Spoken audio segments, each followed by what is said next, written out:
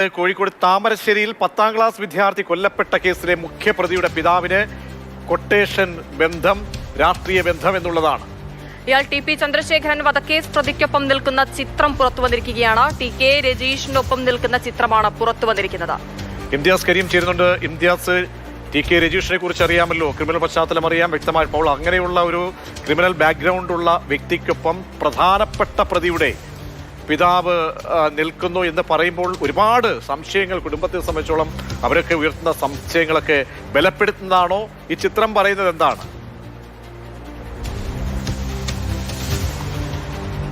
പ്രജീഷ്, ഒരു കൂട്ടം വിദ്യാർത്ഥികൾ ചേർന്ന് തല്ലിക്കൊന്ന ഷഹബാസിന്റെ പിതാവ് നേരത്തെ തന്നെ ഇത്തരത്തിലുള്ള രാഷ്ട്രീയ സ്വാധീനമൊക്കെ നേരത്തെ തന്നെ സംശയമായിട്ട് ഉന്നയിച്ചിരുന്നു.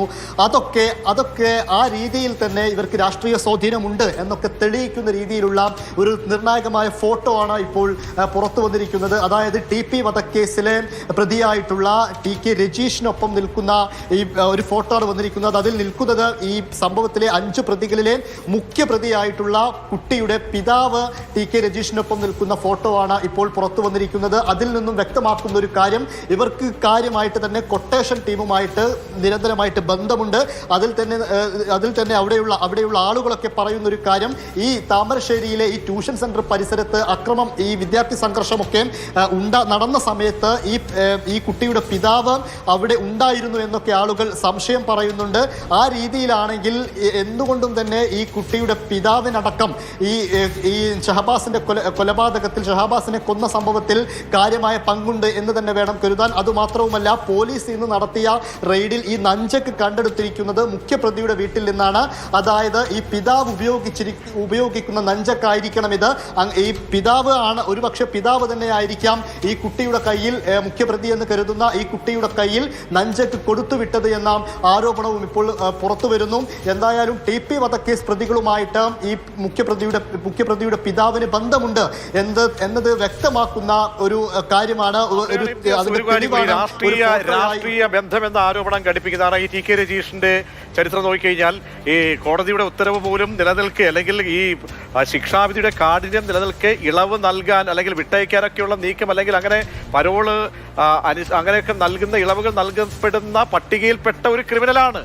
അപ്പോൾ ഒരുപാട് സംശയങ്ങൾ കൂടി, രാഷ്ട്രീയമായിട്ടുള്ള ചോദ്യങ്ങൾക്കൊക്കെ ഇട നൽകുന്നതല്ലേ ഇപ്പോൾ വരുന്ന ഈ ബന്ധത്തിന്റെ തെളിവുകൾ? തീർച്ചയായിട്ടും ഈ ടി കെ രജീഷുമായിട്ടുള്ള ബന്ധം, ഈ ഇത്തരം പ്രതികളുമായിട്ടുള്ള വലിയ കേസുകളിലൊക്കെ ഉൾപ്പെട്ടിട്ടുള്ള ഇത്തരം പ്രതികളുമായിട്ടുള്ള ഇവരുടെ ബന്ധം അതേതെങ്കിലും തരത്തിൽ കുട്ടികളെ സ്വാധീനിച്ചിട്ടുണ്ടോ? ആ വഴിക്ക് തന്നെയാണോ ഈ കുട്ടികളും പോകുന്നത് എന്ന കാര്യമാണ് ഇതിൽ ഏറ്റവും പ്രധാനപ്പെട്ടതായിട്ട് നമ്മൾ കാണുന്നത്. കാരണം നേരത്തെ നമ്മൾ കണ്ടതാണ്, ഈ കുട്ടികൾ, ഈ പ്രതികളായിട്ടുള്ള 5 വിദ്യാർത്ഥികൾ 9ാം ക്ലാസ്സിൽ പഠിക്കുന്ന സമയത്ത് സ്കൂളിലെ വിദ്യാർത്ഥി സംഘർഷത്തിൽ ഉൾപ്പെട്ടവരാണ്. അതിൽ 3 പേർക്ക് പരിക്കേൽക്കുന്ന ഒരു സാഹചര്യമൊക്കെ ഉണ്ടായിരുന്നു. അന്ന് നടപടി ഉണ്ടായിട്ടില്ല, സ്കൂൾ അധികൃതർ നടപടിയെടുത്തിട്ടില്ല, പോലീസ് സ്റ്റേഷനിൽ കേസുണ്ടായിരുന്നില്ല. അതിനുശേഷവും അങ്ങനെ ഒരു തവണ സംഘർഷം ഉണ്ടാവുന്ന സമയത്ത് 2ാം തവണയും 3ാം തവണയും ഒക്കെ 9ാം ക്ലാസ്സിൽ പഠിക്കുന്ന സമയത്ത് തന്നെ ഇവർ സംഘർഷത്തിൽ ഏർപ്പെട്ടിരുന്നു. അന്ന് തന്നെ ഈ വിദ്യാർത്ഥികളുടെ പാരന്റ്സ് ഇവർക്ക് ഒത്താശ ചെയ്തിരുന്നുവെന്ന് നേരത്തെ തന്നെ ആരോപണം വന്നതാണ്.